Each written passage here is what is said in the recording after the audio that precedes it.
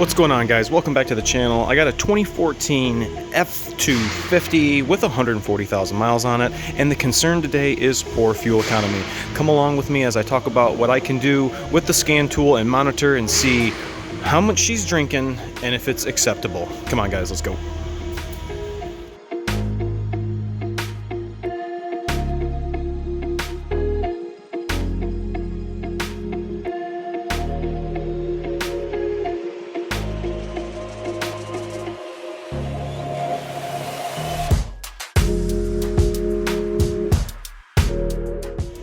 I just got done doing some maintenance to her, rotated the tires, gonna need some front brakes, see a little bit of leak at the crankcase vent box, and lubed up the front axle shafts.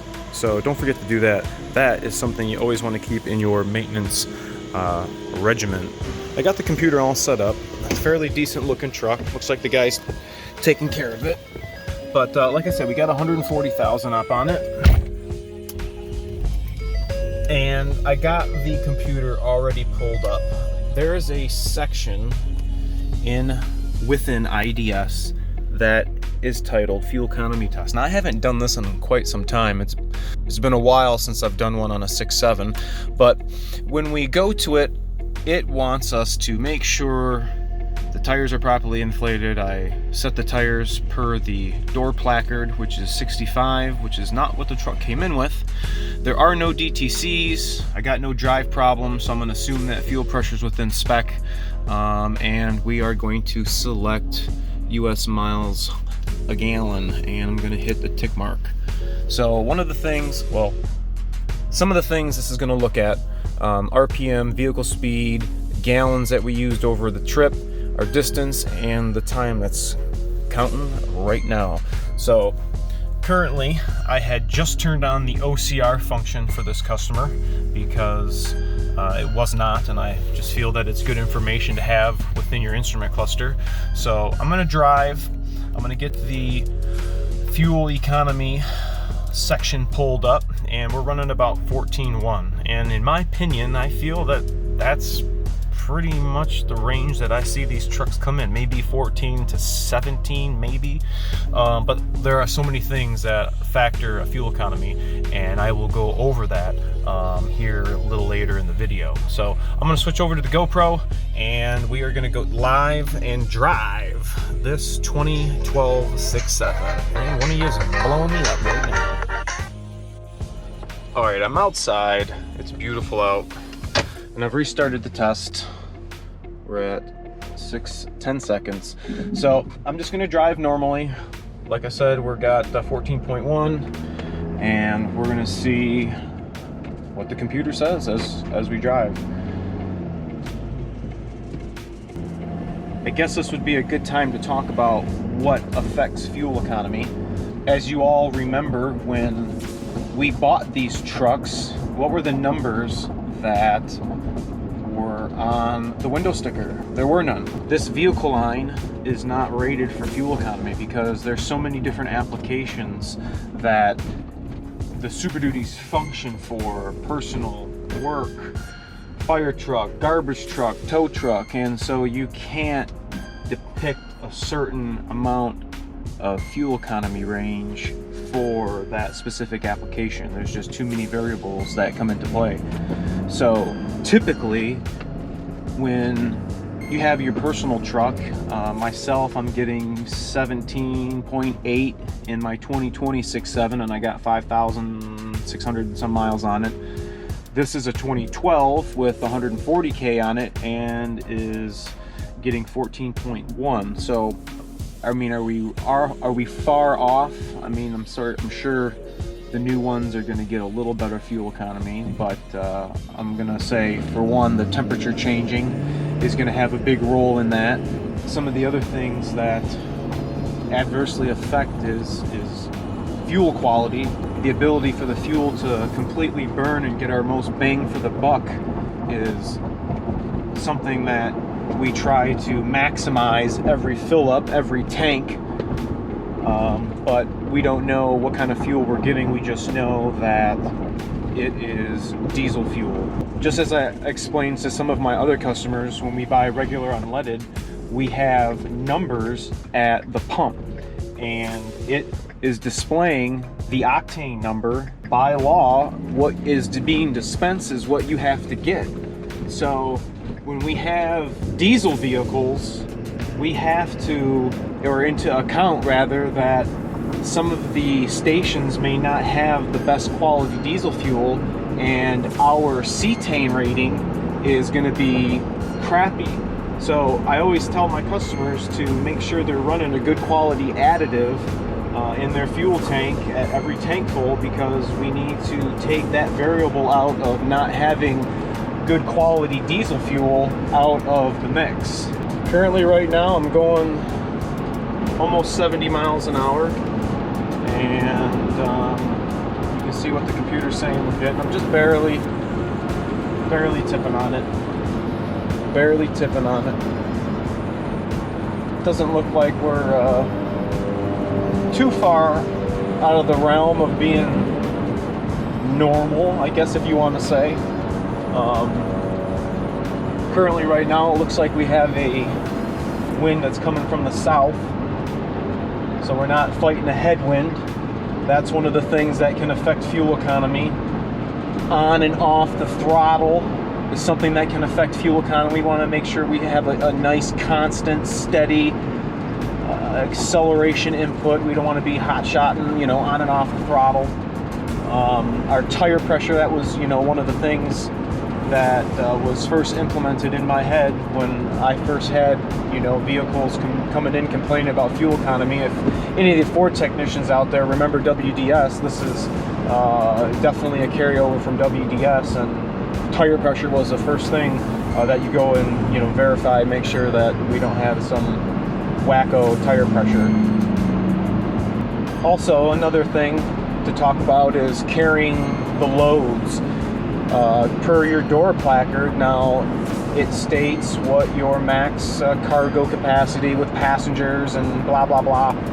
You know, we are using these Super Duties as work trucks all the time, and I mean, do we actually think about, oh man, I can't put too much in here, or I got too many, not too many people, but, you know, say you got 4 buddies in there and you got a bunch of gear, and well, I'm sure all your buddies are at least 200 pounds or more and got at least about 100 pounds of stuff with them. If they're, say you're going camping, or you're going up north, you're going out west, or whatever. I mean, do we actually think about that? Well, that is something that's going to affect fuel economy. So we want to be mindful when we're calculating, or when we're thinking that our truck's not getting fuel economy. Well, let's think of how we're using it. What's going on? Do we have smoke coming out the tailpipe? Do we have any emission lights on? Do we see any leaks? I mean, in actuality, are we having a fuel economy issue? I don't know. Maybe, maybe not. I did not reset the instrument cluster. Just steady driving. You see it's reading 14.1. This is what IDS is reading. So it's not too far off, but I would think if I kept going, it'd probably eventually creep up. I've got some mild traffic I'm dealing with right now. I'm actually getting off the expressway, and I'm gonna double back around and go back the other way. So you can see as we're off the accelerator, the instant miles a gallon are gonna go all the way to 99. But then I'm gonna get back on the accelerator here as I make this turn, and you're gonna see that 99 go back down. And the sun's not in our eyes anymore. Definitely a good running truck for 140,000. See a little bit minor rust around the tailgate, maybe a little bit on the wheel well. Didn't have any codes whatsoever in this thing. I'm gonna give it a little acceleration. Good here. Oh yeah, got good acceleration. Feels like it's got great power. The OCR function that I turned on, remember when we first started here, was indicating that the filter is at 35%. So seems like the truck's obviously got to be regen and normal. Otherwise we'd have a full filter, and usually they stink real bad too. So that's one of my indicative signs that these trucks aren't regenning right. But we're at 75. It's going to steady get here back up to traffic, monitor our fuel, economy. For all the other technicians out there that are watching, whether it be in a dealership, more so I guess if you're using IDS, anybody who's using IDS, have you guys ever had to perform a fuel economy test? Gasoline maybe? Eco boosts? Anybody having to do it on the 6.7s? This is one of my first 6.7s I've done in quite some time. I thought it would have been a good opportunity to show you guys something else IDS can do, and I don't really get this complaint that often. When I do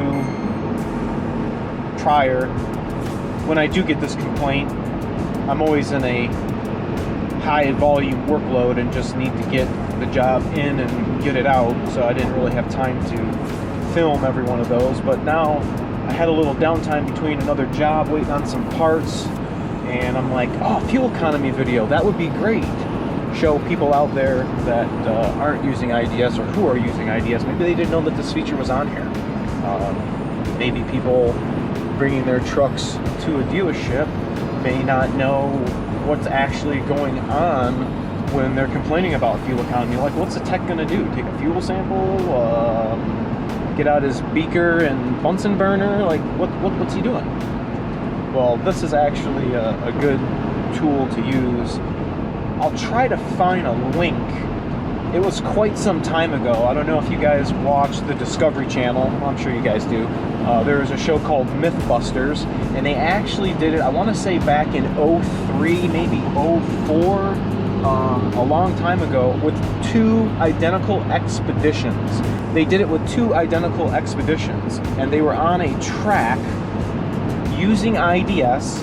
Adam was in one vehicle, Jamie was in the other, and they had two technicians using WDS, and we're watching, just like we are right now, what the difference was with the expeditions running at the same speed, one having the AC on and one having the AC off. Like, does it really affect fuel economy? I don't remember what the outcome was. I don't remember as I'm making this video, but I'm sure I'll know once I watch it and find the link. But it was interesting, and every time I do a fuel economy test, oh yeah, I remember that Mythbuster video. So I'll see if I can find that for you guys. Come here up on my exit on the freeway after driving probably about, let's see, oh, it says right there, I was just gonna guess 10 miles. And yeah, it says 10 miles right on there. Averaging about 75 to 80 miles an hour. I've only been driving for about 12 minutes, and I don't think 17.2 miles a gallon is really that bad. Our instrument cluster didn't change, however. Now, mind you, you guys remember when you reset the instrument cluster distance to empty, it's real quick and fluctuating back and forth, and eventually calms down once it starts learning your driving habits and starts calculating, you know, your distance to empty as your trip continues. Well, I guess I should say, you know, through your tank of fuel. So I can't really say that this is going to adjust right away, because this guy could have reset it a long time ago. I can't say that he reset it when he filled. He may, I don't know that. I can assume that he did not. So I would highly suspect that my instrument cluster would be reading the same thing as IDS, but I don't want to mess with the cluster reading, and if I would have, I should have did it before I went on my road test so that I could try to get it closer to my IDS readings right now. So I just wanted to take this time, thought this would have been a good video to show you guys the IDS-based fuel economy test. Let me know if anybody's ever had to bring it to the dealer to let their technician figure out if they got a fuel economy issue. Drop me in the comment section. Tell me what you guys think. Remember to like, share, sub, and subscribe. Thanks so much for watching, guys, and I'll see you next time. #1, baby, right there.